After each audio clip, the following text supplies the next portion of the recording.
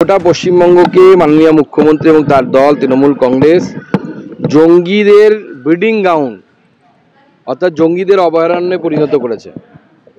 জঙ্গিরা এখানে মহা আনন্দে থাকছে আর তৃণমূল কংগ্রেসের সাথে গলা মিলিয়ে জয় বাংলা করে লাফাচ্ছে এবং ভারত বিরোধী বিভিন্ন যে কার্যকলাপ সেই কার্যকলাপ চলছে।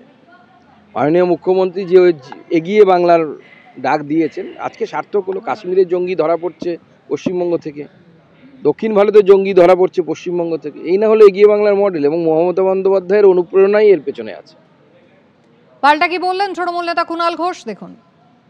অন্য রাজ্যগুলোতে একই ধরনের কাণ্ড কারখানা চলছে। সুকান্তবাবুর সরকার, বিজেপি সরকারের রাষ্ট্রমন্ত্রী সংসদে স্টেটমেন্ট দিয়ে বলেছেন 14টা স্টেটে এই ধরনের মুভমেন্ট দেখা গেছে। সবচেয়ে বড় কথা, সুকান্তবাবু যে দলের আজকে উনি মন্ত্রী হয়েছেন, তৎকাল রাজনৈতিক কর্মী এসে লবি করে মন্ত্রী হয়ে গেছেন, তো তিনি ওখানে বিএসএফটা তো বর্ডারটা তো অমিত শাহ দেখার কথা। তো বাংলাদেশ থেকে লোক ঢুকছে কি করে? যদি ঢুকে থাকে এটা তো অমিত শাহর বিএসএফের ব্যর্থতা। তো সুকান্তবাবু এখানে বড় বড় কথা না বলে অমিত শাহকে গিয়ে বলুন যে অমিত শাহ বর্ডার পাহারা দিতে ব্যর্থ, ওনার স্বরাষ্ট্রমন্ত্রীর পদ ছেড়ে দেওয়া উচিত। জাভেদ আহমেদ মুন্সি তার উদ্দেশ্য কিন্তু মোটের ওপর পরিষ্কার। বাংলার মাটিকে ব্যবহার করে সে বাংলাদেশে যেতে চেয়েছিল। অতীতেও সে এই একই উপায়ে কিন্তু বাংলাদেশে গিয়েছিল। আইডি তৈরি করতে পারে এবং আগ্নেয়াস্ত্র চালাতে সিদ্ধহস্ত শ্রীনগরের এই বাসিন্দা, এবং একেবারে লস্করে তৈবার শীর্ষ নেতাদের নির্দেশে এবারও কিন্তু বাংলাদেশ যাওয়ার ছক কষেছিল সে, এমনটাই সূত্রের খবর। সূত্রের দাবি, ক্যানিং থেকে নদী পেরিয়ে সে বাংলাদেশ ঢোকার ছক কষেছিল।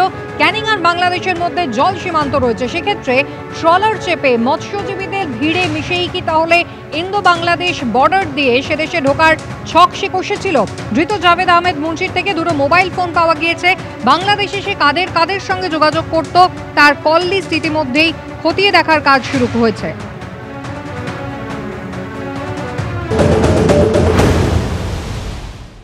প্রেজেন্ট বাংলাদেশ গভর্নমেন্ট এই টেরর গ্রুপসদের সাপোর্ট করে। সো ওরা এদের সব ধরনের সাপোর্ট দেবে, ও এটাই হচ্ছে। তো ওর জানতে পেরে গেছে এই কাশ্মীরি টেররিস্ট বাংলাদেশে পৌঁছে গেলে আমার সেফটি গ্যারান্টিড, কিন্তু ওর ভাগ্য খারাপ, এখানে ধরা পড়ে গেল।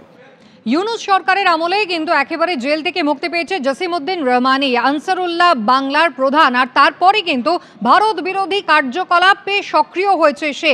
বাংলাদেশে বসে পাকিস্তানের উদ্দেশ্যে সে একেবারে কাশ্মীরের উদ্দেশ্যে বার্তাও দিচ্ছে। আমরা সেভেন সিস্টারকে বলে দেবো, চায়নাকে বলে দেব, চিকেন নেক বন্ধ করে দাও। সেভেন সিস্টারকে স্বাধীনতার আন্দোলনে ঝাঁপিয়ে পড়তে বলো।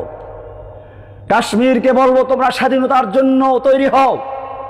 पाकिस्तान अफगानिस्तान से मैं कहता हूं कि तुम कश्मीर के साथ मदद करो, कश्मीर के आजादी के लिए काम करो।